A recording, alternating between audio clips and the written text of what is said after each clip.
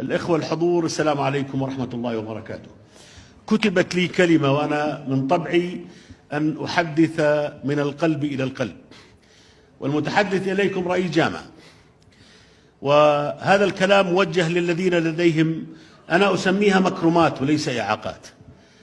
أنا من بيئة بدوية، أنجبتني أمي، كانت ذاهبة لإحضار الماء من البئر، وفي الطريق جاءها الحيض فولدتني في الواد، وكانت أصابع يدي هكذا، كانت ماخذة دواء فرنسي، كل أم فرنسية أخذت دواء فرنسي بال57 جاء محروم من هذه الأصابع. وعادت بي، ألبستني ثوبها وعادت بي إلى البيت، وعماتي وخالاتي قال إن هذا عاهة، هذا كيف بده يعيش، حيغلب أخونا، فخلينا نحفر له حفرة وندفن ونخلص منه. هذا كان الرأي. لكن أحد الجارات والحبيبات لوالدتي قالت باللهجة بني حسن: الما يصلح ياخذ العصا ويصلح، اعتقوه لوجه الله. فاعتقوني.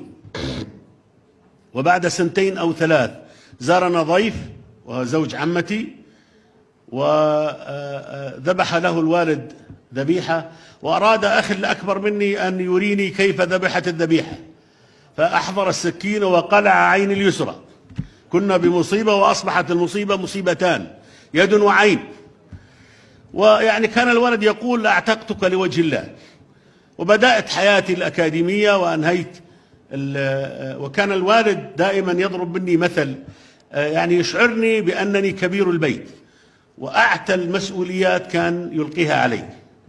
وأنهيت الثانوية العامة في العام 1975، وكان ترتيبي الثاني في المملكة الأردنية الهاشمية. ثم أرسلت إلى الجامعة الأردنية، وكانت زميلتي في الدراسة سمو الأميرة عالي، وكان ترتيبي الأول في قسم اللغة الإنجليزية. ثم بعد ذلك درست في جامعة اليرموك الماجستير في أساليب تدريس اللغة الإنجليزية، وكنت الأول.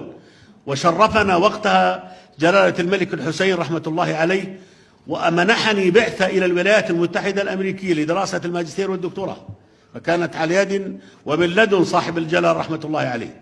ذهبت إلى الولايات المتحدة الأمريكية في عام 82، أنهيت الماجستير والدكتوراه سنة 85، وكانت لدي عروض من جامعة بيركلي، من جامعة ويسكونسن، ومن جامعة أم القرى في المملكة العربية السعودية، لكني أثرت أن أعود إلى بلدي حتى أخدم بلدي وأكرم من كرمني. ثم بدأت العمل في جامعة اليرموك، وأصبحت رئيسا لقسم اللغة الإنجليزية، ثم نائب عميد. أنا أروي حتى لا يظن الأهالي أنهم في مأزق، أنتم في مكرمات، وقد ذكروا بالقرآن أهل أولو الضرر. وكنت أقول لنفسي: من فقد أحد حبيبتي ضمنت له الجنة. أنا أقول لهم أنا رايح على الجنة، لأنه الله سبحانه وتعالى في الحديث الشريف وعدنا بالجنة. ثم أصبحت عميدا للبحث العلمي والدراسات العليا، ثم أصبحت عميدا لكلية الآداب في آل البيت، ثم نائب رئيس في جامعة الطفيلة، ثم أستاذا في قسم اللغة الإنجليزية في جامعة الإمام في أبها 4 سنوات، ثم نائب رئيس جامعة اليرموك، ثم أصبحت رئيسا للجامعة الهاشمية. لو جلست في البيت وقلت إيدي مش موجودة وعيني رايحة وخلهم يظلوا يقولوا الأقطر الأعور، معناته انتهت حياتي. والله ما رددت على مثلبة من المثالب، بالعكس كانت هذا عبارة عن دوافع حفزتني. وحظيت بالهاشميين، يعني الهاشميين طبعهم تكريم الأوائل في الثانوية العامة، في الجامعات، في المدارس، هذا ديدنهم في التكريم. هذا التكريم كان محفز لنا.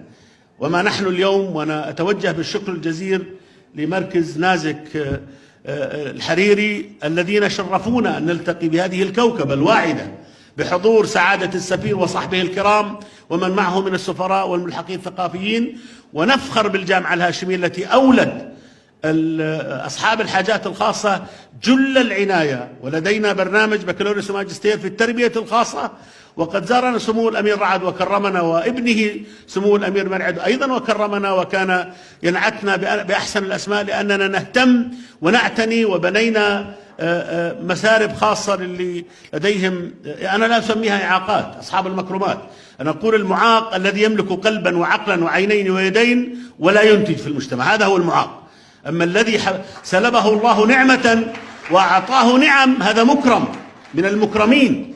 وما مجيئي، أنا كنت في الأمس في العراق الحبيب، ووصلت الساعة 12 واليوم لدي مناقشتين، رسالة ماجستير في الجامعة الهاشمية، وأثرت أن آتي أو أشارك الصحب الكريم هذا اللقاء الطيب حتى نبث من العزيمة والدافعية في أنفس أبنائنا وبناتنا وأهليهم الذين يعيشون معهم صباح مساء. فلكم من القلب تحية، ومن الجامعة الهاشمية أحلى التحايا، راجيا لكم ولأبنائكم وبناتكم التوفيق والعون، وشاكرا من حضر اليوم حتى نحتفي بهذه الكوكبة المميزة في بلدنا الحبيب تحت الراية الهاشمية. السلام عليكم ورحمة الله وبركاته.